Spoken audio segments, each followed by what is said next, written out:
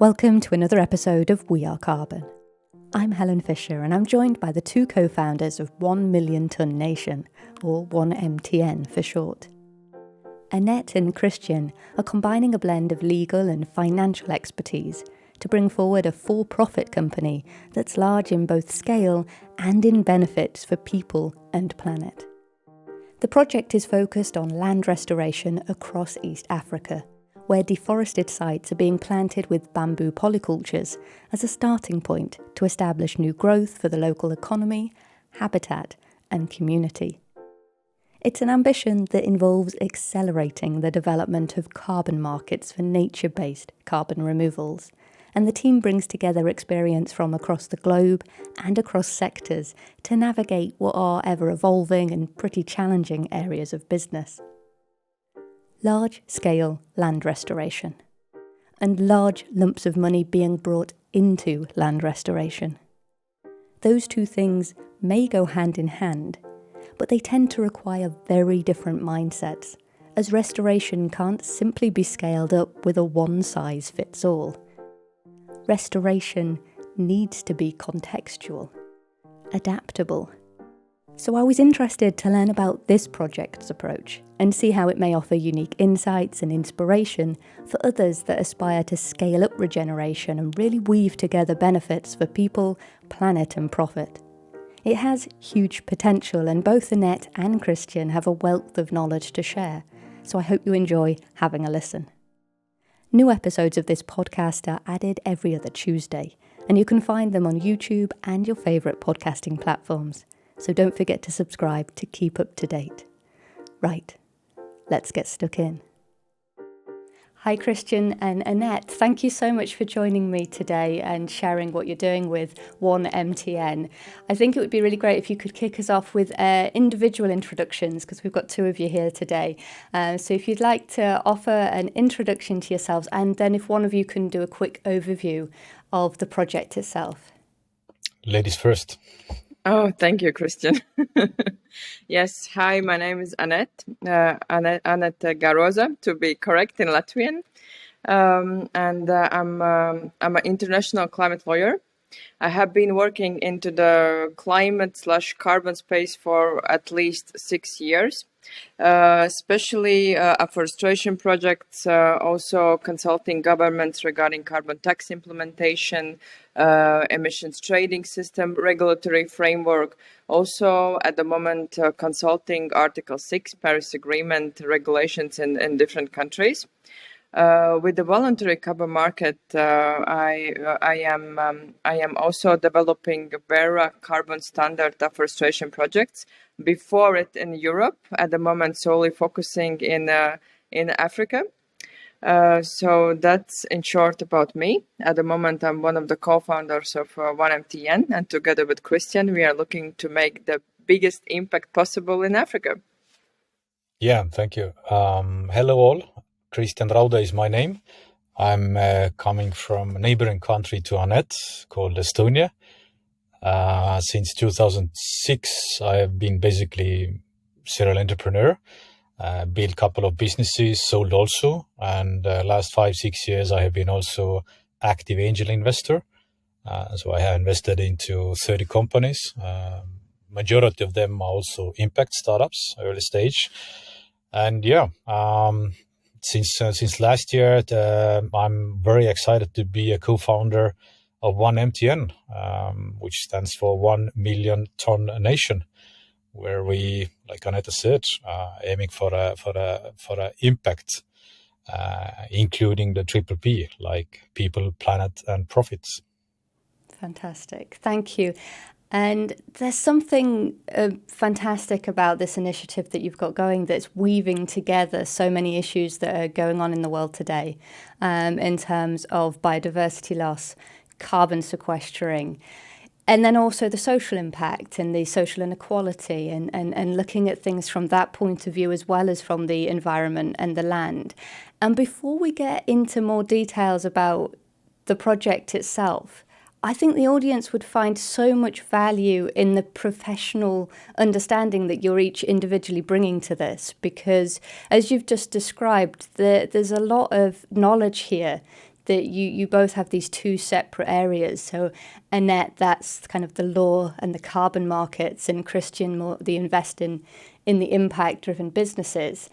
That's a lot of very valuable information for people who are also trying to weave together impactful business, land restoration. They're not easy things to bring together, especially in a profit-driven business rather than charity.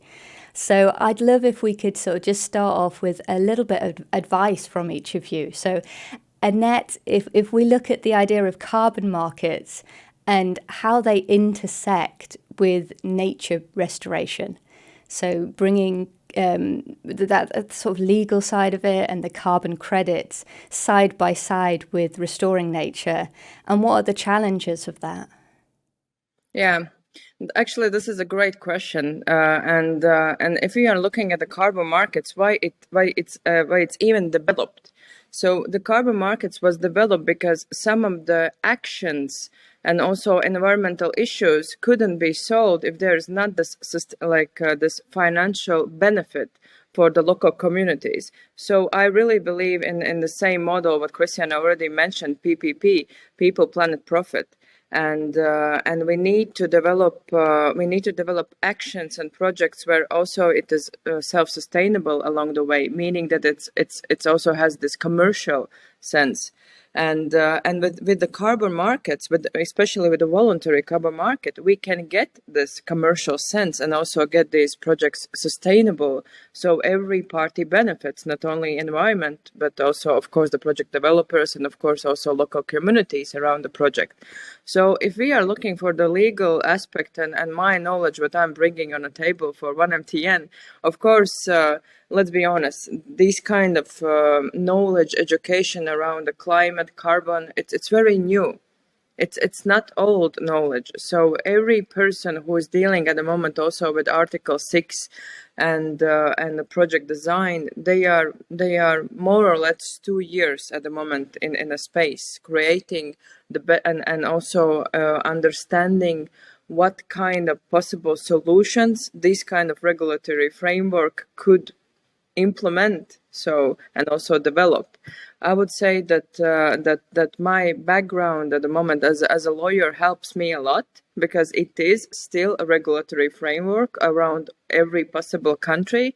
Yes, we have Paris Agreement. Yes, we have net zero goals, targets, and etc. But in the end of the day, it goes actually for the countries specific. I would say the country-specific regulatory framework, how we can implement those projects. And this is the one part from the legal side, what we are also using in developing 1MTN in Africa. So from other perspective, of course, I'm very close to nature, and I have been working a lot with afforestation and also different kind of environmental projects, also in agriculture.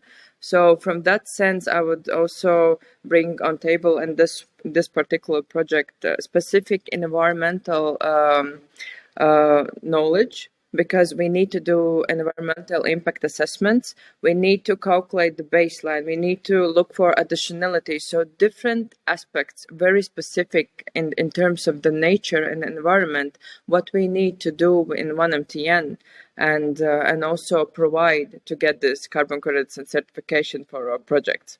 So I'm really excited, to be honest, to make this project very scalable. The only thing it's missing is finances. So at the moment with 1MTN, we are bridging this gap. And in the future, for nature-based projects to be successful, we need to develop these different finances and also attract investments. And this is the only thing what's needed. Land is there. People are there.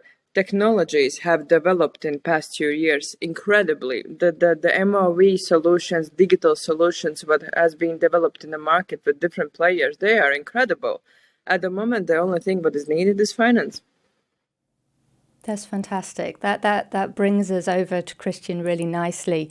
So in effect, the carbon markets are so progressive at this time. It's really everybody's learning in their own place, in their own context and country, and those frameworks are there. But it's trying to find your way through it, I suppose. And what you're doing with this project is very leading the way in many ways. And Kristjan, Anete, she's just mentioned the complexity of getting finance into these projects. That's your area. You have a lot of experience in investment.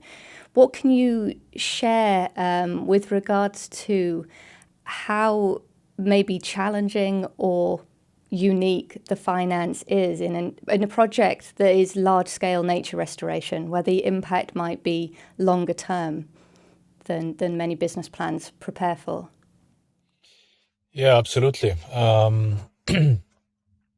Like Anette said, then voluntary carbon market is actually a great mechanism to engage also the private capital into nature financing and climate financing.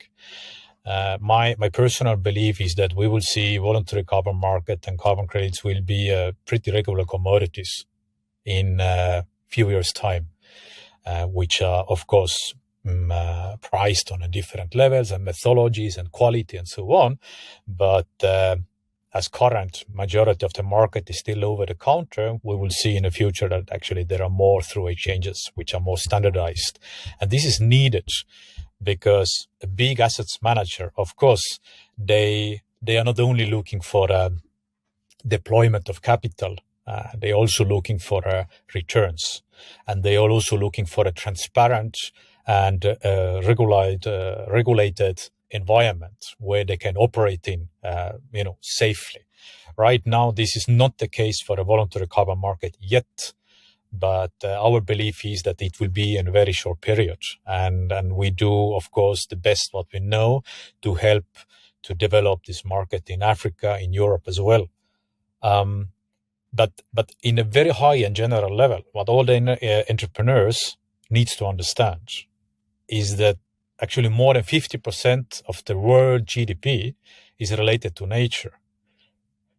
And this is right now pure economy. It's not anymore nature and saving the climate talk. It's about when we don't have a nature, when we don't have a good climate, then also the world GDP will be in a high losses. So David actually quoted a good thing that anyone who believes in indefinite growth of the physically finite planet is either mad or an economist. So we believe that there is also a place to be in the middle, that we believe, and with our business model and also engaging the investor into our business model, we can prove that you can take care of the nature, you can take care of the people, but also you can take care of the investors' interests, which are at the end of the day also earning some revenues out of their capital deployed. Is it in the instrument as equity? Is it in an instrument as a green debt, green bonds, project-based financing, carbon forward sales, spot sales? Doesn't matter. What we see right now is that it's possible actually to meet all the criteria of PPP model, which is a people, planet, and profit. So this is the thing what we do and what we are very curious about. And on top of that, companies and offsetters, they start to understand, of course, that different projects and different credits in the voluntary carbon market is not all equal. And here, what we have discovered is that, for example, if we take the whole voluntary carbon market, the 95% of these credits, what are available and produced and issued in the voluntary carbon market, are actually avoidance-based. So they don't actually remove carbon, they avoid carbon emissions, which is good, which is okay, but we need much more removal. Roughly only 3% of the credits issued are removal credits in the market. So this is a super tiny piece. And what we do with our project and with our company is that we are exactly tapping into this nature-based removal market, which are actually in a huge demand at the moment in the carbon markets. Yeah, that's wonderful. Thank you for giving that overview. I think that there's so many very critical areas of development that are happening, and that recognition that nature has value economically. it might sound a little bit cold. We maybe should just support nature because it's so wonderful and it's the world that we live in. But to talk about carbon markets and finances, somebody at some point has to put a value on nature, and that, as you've said just there, we've already achieved that from the point of view of saying, well, we can ask companies to pay for their emissions, to offset their emissions, but we need to now stretch that further and ensure that that payment is going into drawing the carbon down rather than just restricting what's going up, which is just not enough. So from that point of view, you've offered us this really fantastic stage, this grounding of the work that you're doing. And I'd love now to dissect it a little bit, to understand the thinking behind your project and how you're getting that into action. So we've heard 1MTN stands for 1 Million Tonne Nation, and you're working on very large-scale land restoration in East Africa. And this is a for-profit business plan that is going to be supportive for the investors, for the planet, for the community. Let's sort of dig in. Let's start out with why land restoration in East Africa? Is there a reason that you've located the project there? There is a definite reason. I mean, when we started to look at the voluntary carbon markets and nature-based solutions projects, then the first criteria, what we agreed within the team, was that this needs to be the most impact possible in every sense, for the nature, for the people, for investors, for the company ourselves, etc. And if we look Africa, then 27 countries out of 40, which are the most climate vulnerable, are laying in the continent of Africa. Same time, Africa produces only 3% of the carbon emissions worldwide. So as we see, based on these very hard facts, that this is the continent which is super vulnerable, a lack of financing, lack of financial capital, actually, to kick off nature-based projects, which of course requires an immense amount of pre-funding and upfront capital to make this project happen. And due to also our network and contacts with the good friends in East Africa, then this decision was pretty easy to come, that this is the place where we need to start in Africa, which is the East Africa, specifically Uganda and Kenya, where we are right now operating. The climate there at one point is perfect. Another point, the deforestation rate, they are immense. They are terrible. I mean, only a couple of decades ago, both countries had a forest coverage rate about 30% and plus. Right now, it's around 10%. Kenya last year triggered the president-led tree planting campaign to plant 15 billion trees in 10 years period. 15 billion. That's a lot. That's not only about climate mitigation. It's about actually saving lives, saving livestock. Kenya had last year, in a couple of months period, they lost close to 2 million livestock. Just a short period because of the drought. So it's not anymore nice to have. It's basically a survival mode. And if we're talking about the impact and we want to make the biggest impact possible, then I mean, again, it's there is not so much to think about. Why we are in East Africa and why we try to breach carbon markets and Africa to fuel the growth of land restoration and stopping the deforestation. And the fun fact, the main cause, 95% cause for the deforestation in East Africa is due to illegal cutting of forest to get the firewood. So, it's a vicious circle which is going around, and we need to stop it somehow. And when we see what we do, we plant bamboo as a sustainable timber. So for a long term, actually, we believe that we can maybe not stop it, but we can hugely, mitigate the developments and turn it around to the positive side, because bamboo is sustainable, it's regenerative, meaning that people don't need to go to the forest to cut native trees which don't regenerate themselves over the decades. So they can take bamboo, make a green biochar, make a green charcoal out of it, and actually it's sustainable way of living. And again, people, they will have the firewood, nature, they will have the biomass to absorb the carbon, and also investors and companies are also happy because this is sustainable as a business. So in many ways, that degradation, that deforestation that has left the country in numerous different issues when it comes to climate and then self-sustaining the population, you're looking to mitigate them with new development of tree cover, of covering the land, covering the bare soil, and growing this bamboo. I think if we sort of just go into your vision before we go more into the bamboo and what you're doing, the goal of 1 million tons, what does that reference, and where does that ambition come from? Yes. So we have kind of a mission in our name, like you pointed out. It's 1 Million Tonne Nation. And what it stands for, it's every project what we take on as a high quality carbon removal and nature-based project must remove minimum 1 million ton of carbon from the atmosphere during the project period.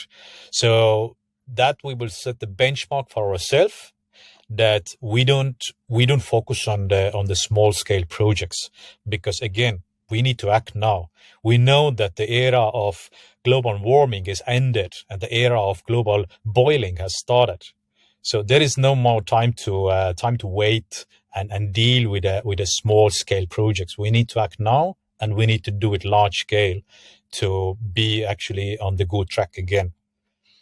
And regarding the longer vision, by 2030, we are sure that we can actually, with our know-how, with our technology stack, we can be in a position to help African continent to restore 1 million hectares of degraded and deforested land by 2030. And this is also a great, actually, I would say that great target for us as a company, because at the moment in Africa, if we are looking with the similar projects, afforestation projects, I'm not talking about bamboo, but afforestation projects in general, they are mostly small scale. They are not commercial. So with this one, we are setting the target, as Kristjan already mentioned, for large scale carbon removal projects. At the moment, they are not in Africa market, because of course, these are the acting little NGOs. They maybe don't have resources as bridging the finance issue, as well as the carbon knowledge, how to design those projects. They are mostly depending on the biggest and bigger organizations internationally. So we see that at the moment with our company's goals, we are also deploying our knowledge from the Estonia and international, I would say, carbon knowledge, and together with the local knowledge, we can make it as a hybrid and just accelerate those goals much bigger. Yeah, it's obviously a very large impact project that keeps coming up. The idea of how can we make the biggest impact, do this at large scale, and that's fantastic. At the heart of the action that you're doing on the ground is large-scale planting of bamboo. And I think before we learn more about the choice of bamboo, it would be really interesting to learn about how the vision also encompasses biodiversity, because I think that's something that's going to be on people's minds. If you're going to do something at large scale, how do you ensure it's diverse and it's not just going to completely flood the land with monoculture? So I'd love to learn about that first. Yeah, I think that I will be the one who speaks about this one. This is my favorite topic of the all, biodiversity in Africa, because we are approaching these questions from different sides. These are the questions who are the persons who are asking those questions are coming from one side of the world, if you can put it like that. And the persons who are answering these questions are coming from the continent where we are operating, and the emotions when people who are on the ground answers these biodiversity questions are actually, these leaves me speechless, and also our team speechless, because the reason is that what is the biodiversity at the moment in the area where we would love to implement the project? It's basically a zero. Of course, there is natural habitat, but to make this project really better for our planet and better for the future, we need to measure the baseline. So with our project, we believe that we need to approach bamboo planting and also manage the biodiversity. That's why we have different practices, and we have a lot of investments before actually doing the planting work. We are using the remote sensing data. We are using the operational team, and we are doing specific analysis to set the baseline for biodiversity at the moment on the lands where we will be operating. And we truly believe that actually the words that we need to use is managing the biodiversity, because even with planting bamboo, we are using the mosaic approach. So meaning the small plots of different bamboos, because there are so many bamboo species which is also native and also naturalized in Africa. So we are not using also invasive species, and also different practices. For example, planting flourishing trees so the birds can nest, and also the different mammals can attack the area. We are also using intercropping, bee farming, exploring ways how to do the mushroom farming.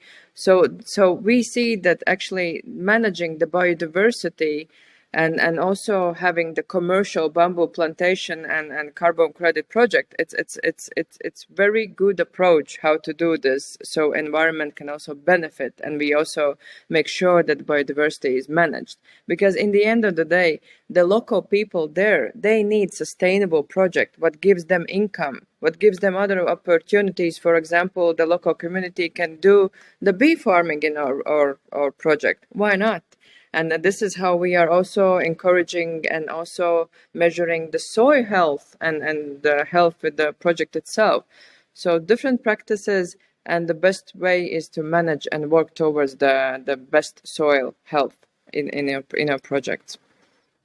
Lovely. So essentially, the financial ambition is the commercial bamboo and the ability that has to bring revenue through carbon markets and then the product itself.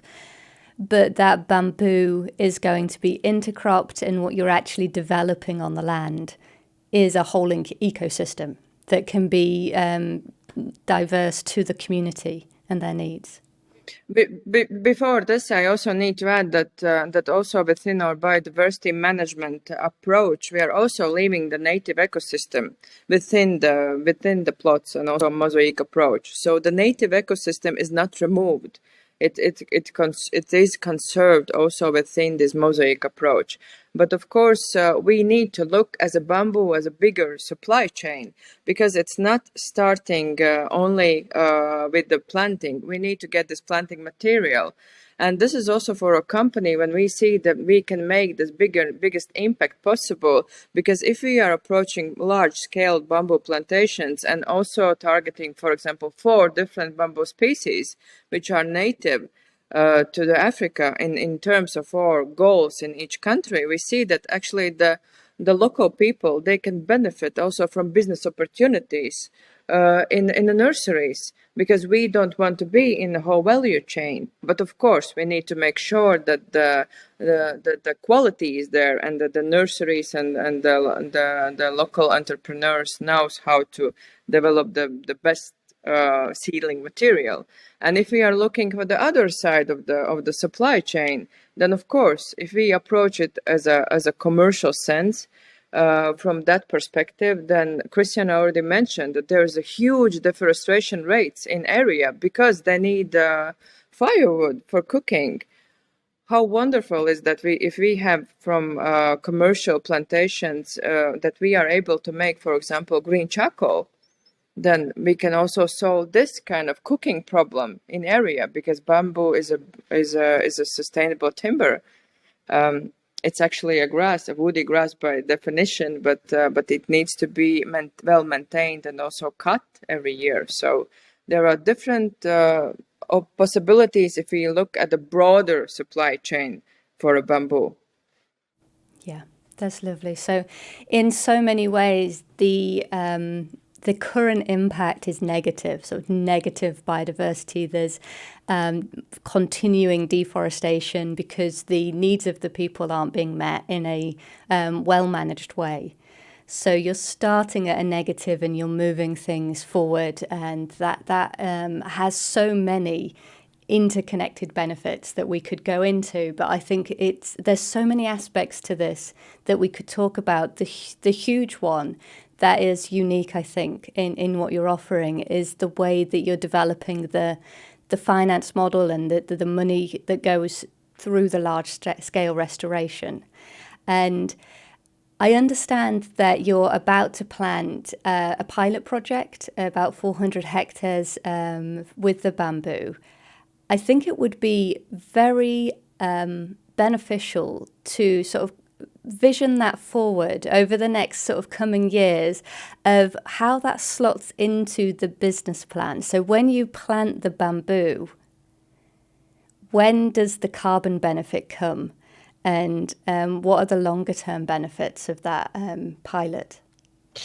Yes, that's correct. We do the first pilot planting in this September, actually, planting 400 hectares of polyculture, native bamboo. Now, if we try to think it as a business model, like you mentioned and asked, then basically, in terms of carbon benefits, it will start from the day one, because the biomass will start to grow. In terms of when it's monetized after the verification has been done by the third-party auditors. So it's up to the project developer how often, what's the pace? Is it annual basis? Is it biannual? Is it after 5 years? So this is the decision up to the project developer, how often they want to verify the project. And of course, as we know, after the successful verification, then the credits are issued and then they can be sold or retired. One important movement and trend what we see right now in the voluntary carbon market is actually super strong interest for nature-based carbon removal credits, because, as I mentioned, it's only less than 5%. It's roughly 3% nature-based carbon removal credits in the market available. So meaning that if the companies wants to purchase these types of credits, the only way how they can secure the supply is through purchasing the forward rights.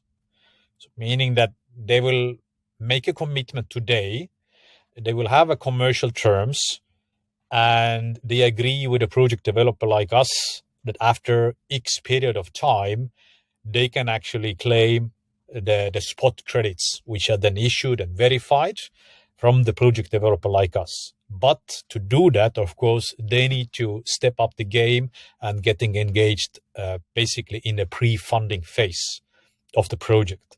So that will be the ideal scenario, how these kind of projects, which needs an immense amount of capital, will be financed. The market is early, but we see a great traction in that space. And of course, if you go along, then, as bamboo is a fast grower, some days you can even hear how the bamboo is growing because it's cracking. It's growing so fast. Then around year 3, 4, 5, you can do the first technical harvesting to make sure that it's enough of space to reproduce new poles. So actually around year 4, 5, you can start also to commercialize the biomass and or sustainable timber. into the business model. So in terms of actually return on investment period for investors, for us, for also the nurseries, for all the value chain players in our business model, it's very reasonable. Normally, people tend to think that nature-based projects are long, like 30 years, 20 years, 10 years at least for a renewable energy, for example. But yes, our project is 30 years, but actually that doesn't mean that the break-even point is 30 years. The break-even point is much, much less. It's less than 10 years. So in that sense, it's very attractive also as an opportunity to jump in and explore the beautiful opportunity in Africa and in bamboo. Yeah, that it all makes a lot of sense. There's obviously a lot of development going on in these markets, but if people have the confidence to invest in knowing that carbon's being sequestered, then that's the future. that's where this moves forward. In terms of the bamboo itself, it's a perennial grass, if you've explained. It's not a tree. But in those years after the harvest, does the canopy, does it remain? Are you taking away the entire plant, or are you leaving the roots and it still looks like a forest, if you like? And this is the wonderful thing about bamboo. The canopy stays the same if you maintain it well. And what does that mean, the maintenance? Because with the bamboo, there is one mother pole, and of course there is daughters who are also growing every year. And we are doing a color coding for each year for daughters. And then each year our forestry experts are going and cutting selectively the poles which need to be cut in that particular year. But the canopy itself, it flourishes. It's very green, and this is also the good trick with bamboo, that not only the canopy is big and green, so meaning it can that it can give a good sequestration rate for above the ground biomass, but actually the bamboo has amazing enzyme system below the ground. The roots are so big, and this also gives bamboo a great sequestration rates for below the ground biomass. So bamboo actually is perfect in terms of the carbon sequestration, not only above the ground but also below. Wonderful. That's great. I think something that came to my mind as you were previously answering, Kristjan, is you mentioned about the project leaders and your impact and your role that you're playing. I'm interested to learn how the land management and the land ownership works. You're not, by what you're saying, it doesn't sound like you're purchasing the land and then taking ownership. So how does that actually work? Yeah, that's a great question. Again, from the day one, what we have seen is that we don't want to purchase the land because that doesn't make, again, the best impact. Now, how to make a good impact is that actually we are leasing the land for a period of our project as a minimum term. And then after the leasehold land, actually, the landowner will get the land back, with the difference that the land is restored and afforested. So meaning that the value of the land is totally different over these 3 decades, what we're actually maintaining the land and restoring the land. So we believe that this model is the best one because it also secures a stable income for the landowners, local landowners. So they don't need to worry. At the same time, they also know that it's not about palm oil or it's not about any other plantation, which is not maybe the best choice for a nature. It's good for a nature. It's good for their land value. At the same time, we also need to make sure that the land is available for the whole period of our projects to make sure that permanency is there over the period of years.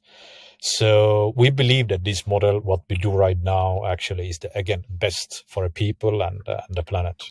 And of course, I need to comment because it's coming from the legal side. Is that we are not only a commercial forestry project. We are a carbon credit project, and this gives us a lot of obligations and procedures what we need to follow. And of course, we are also making the local stakeholder consultation, and we are making sure that actually the grievance is there, and that we are acting together with the local community rights. Because different countries in Africa, of course, are different land tenure systems, and we, as a foragers coming, of course, we have the local operational team with the local knowledge, and to be honest, it's not an easy work. Also, to do this leasehold plantations, it's a lot of different processes along the way. Digitalization, unfortunately, in Africa countries is not in a place where we would love them to be. Actually, we are also doing part of the digitalization work, measuring the land and having the coordinates and surveying and putting this in our accounting books and management softwares. So along the way, we are also part of the digitalization in East Africa at the moment, if also in the process of obtaining the lease for a project. But different aspects along the way what we need to take care about. Yeah, I can see there's a lot of avenues that you've got to explore, and a lot of different disciplines to bring in to get everything moving. The vision that you've got from that point of view of having that first harvest of the bamboo, I find it really unique and interesting that you have the ambition to make this about local community and building local economy with that product, rather than having this massive bulk export of bamboo and shipping it away. I'd like to hear your take on that and what that vision is for the social impact in building this local economy through these the outputs of the project. I think if I can start, sorry, Christian, but correct me if I'm wrong. I think both of us were in a place in life where we didn't want to do just another business to make profit, but actually this is the place in life and the possibility to do a greater impact for not only planet, for more people, and also accelerate the growth of the green technologies itself. So in that sense, in a market, let's be honest, carbon credit projects in a market until now, they were designed differently. Local communities didn't benefit out of them. Benefited the people who were sitting in London glass cubics, and not only London, Swiss, New York involved as well. And with our project, we want to do it completely differently. We want to approach the bottom-up approach. So this is how we can scale big time and also make our PPP model sustainable along the way. Kristjan, over to you. Yeah, from my side, I can only, give a hint that please research about bamboo. If you're really interested about bamboo, go there, have a research on a Google, and you will find that actually out of bamboo you can make more than 10,000 green applications. It's an immense amount of opportunities what you can do out of bamboo. So because of this, why we should start to think about exporting the end product, where there is a so big domestic market in the region of East Africa, which can easily absorb the end product. The only question is what is the end product really is, which is of course sustainable, which is of course permanent in terms of the carbon sink and so on.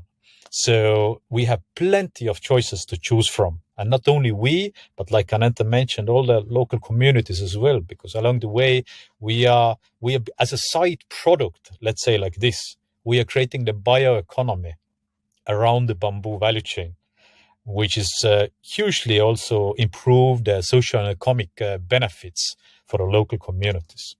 You've mentioned that you'll be leasing this land for a minimum of 30 years. You go into what is bare land deforested, degraded land, you plant the plantation and all manner of different opportunities that brings, and then you step away 30 years later, and what you're left with is a completely transformed ecosystem, plus jobs, plus economy, plus supply chain. And is all of that sort of ending point where you've stepped away satisfied that you've made the money that you needed out of the project, and the remainder is left for people to benefit from? Do you take kind of a sense of continuation in that continuing supply, because the land's going to keep supplying the bamboo? I mean, why not? Why not to step aside after 30 years? Because if we look the whole continent of Africa, then actually our 1 million hectare by 2030, it's only 1% of the whole continent target. So the whole continent actually right now is there for restore 100 million hectares of degraded land by 2030.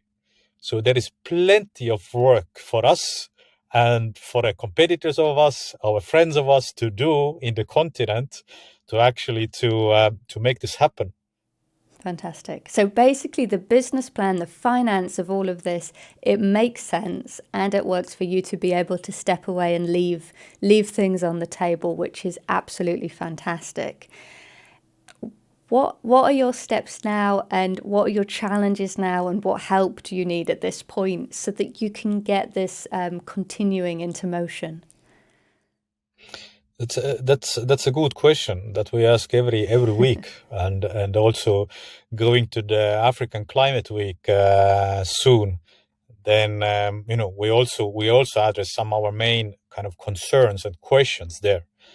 So first of all, of course, it's all about the policy making and the regulations, which are important. Because again, like we have discussed before, then the voluntary carbon market are still pretty unregulated, kind of as a connected ecosystem, because each country want to have their own rules and their own registries and policies and taxes and so on, which is okay, but somehow it needs to be interconnected, continent and pan-continents wide, to make this thing really happening. That's the first point. And then, of course, the second point is about the land is there, as we already discussed. And the willingness to work is there. The know-how is there. But again, the immense amount of capital, what we need and what our similar project like us is needed in Africa. This is something what is right now also very critical. Right now, there is a high-level talks about how to make policies for asset managers, for the corporates, for the companies, how to motivate them and how to steer them towards actually the financing the climate issues. We have seen a couple of very good developments lately, because again, always raising equity is not the best solution if we really want to scale and do the large-scale projects. You also need to cover the capex costs, and this is normally what it comes from non-equity. So all the asset managers can think of actually sustainable and secure green TEPs, what the projects like us can actually offer it, because it's secured. We have assets what can be backed. Then, of course, all the project-based financing, which are kind of / joint ventures with the strategic investors. And of course, the biggest hope and the biggest push right now, what we see also within the ecosystem, is actually activating the carbon forward markets. Mm-hmm. And I'm super happy to see that there is also some totally new emerging business models are emerging out of this. For example, insuring the carbon forwards.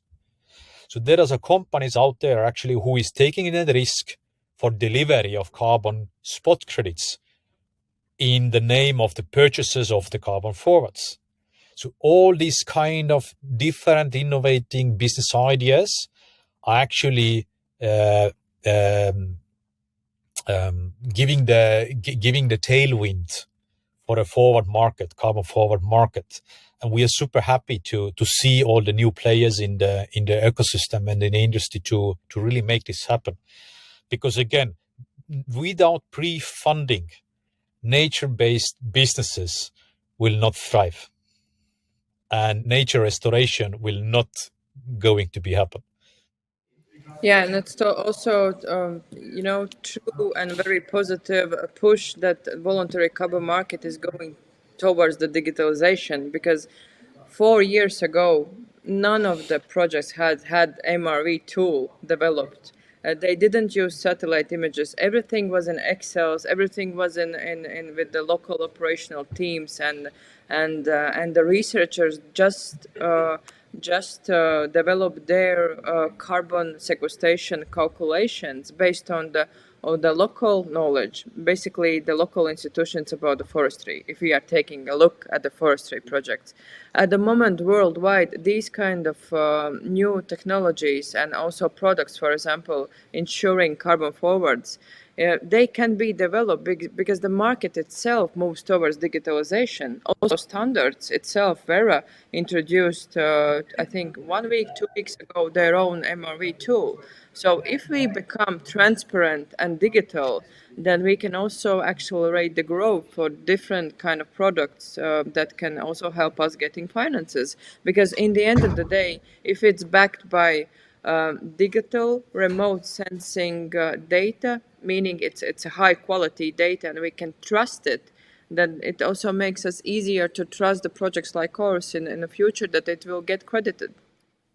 Yeah, this is so much about trust and building confidence for that investment. And so only by sort of taking those steps can that be built up, I suppose. And projects like this are going to go a long way to inspire and support development elsewhere as well. And that works back and forth.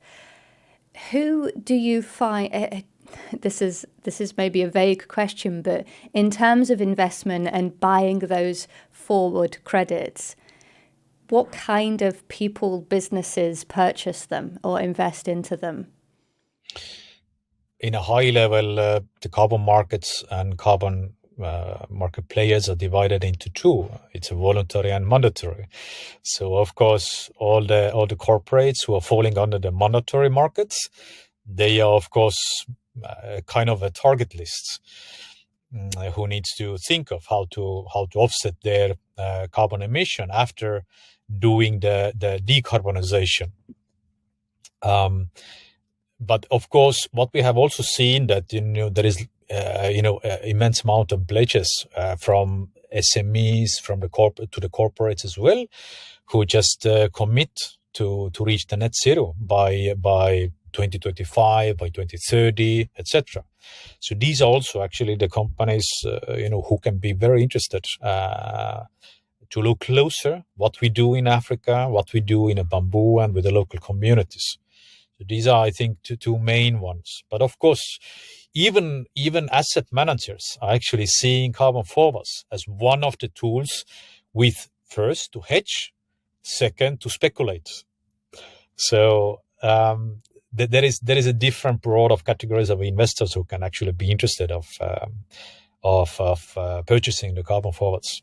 Fab. And with your project in particular, is it a minimum type of investment that would be viable, or does it have quite a broad spectrum? It depends again. Of course, we prefer long-term corporations over one-off purchases. That's for sure, because again, our project is long-term and it's much easier to work with one strong, reliable partner over the years to come, that rather than hop here and there and trying to figure it out along the way, who is the best one. So I don't want to share any minimum thresholds and etc. It's not about that. It's more about the long-term commitment. That is what we are looking for. Yeah, that makes sense. Is there anything else that you'd like to share that you feel that we haven't covered yet, that would be important for people? I think coming from Europe, then there is a lot of misperceptions regarding East Africa. So I'm personally really welcoming everyone to find out what we do. And if you're interested, we are happy to host you, to show around our plantations, the nurseries, the communities, etc., to really see it on your own eyes. Because in Africa, there is a rule. If you can touch it, if you can see it, you believe it. Wonderful offer. Fantastic. And that's something that there'll be more to see in the upcoming months as you start with this pilot this month, September. You're busy planting, yeah. Yeah, exactly. It's there is a lot to happening watch. at the moment. It's acting now. It's in progress. Well, that's wonderful. It's been absolutely really delightful to dig in and learn what you're up to. And I wish you all the very best. Would love to hear how you're going and how things are developing over the next year or so. How do people keep in touch or learn more from you? Our most active channel, what you can have the best updates, is LinkedIn. So you can follow our LinkedIn page. One MTN is account name. Of course, me and Anete, we also try to be active on a LinkedIn. And of course, our blog, onemtn.com, short to remember, is something where we try to also keep the latest updates to our followers. So please, I'm welcoming you to subscribe and to follow us. And if you have any questions, feel free to reach out to me or Ned through LinkedIn as well, one-to-one. We are happy to have a talk. Brilliant. Well, thank you very much to both of you. It's been a pleasure. Thank you. Thank you so much, Helen, and thank you for the audience as well. I hope you enjoyed it. And thank you for listening to this episode of We Are Carbon. New episodes are added every other Tuesday, so don't forget to subscribe to keep up to date. It's a huge help to the show if you'd like to add a thumbs up or a review on whichever platform you're listening on. And let's keep figuring this all out together.